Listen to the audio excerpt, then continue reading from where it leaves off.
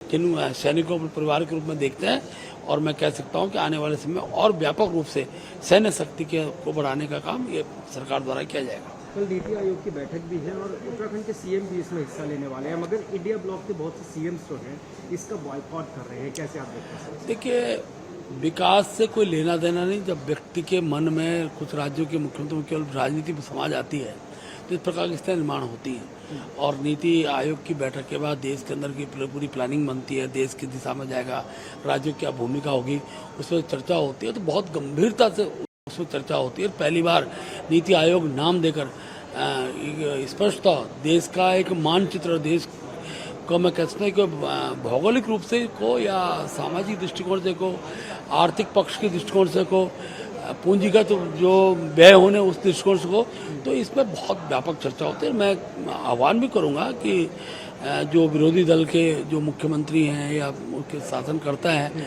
उनको कम से कम इस दिशा में पहल करनी चाहिए और सरकार का सहयोग करना चाहिए।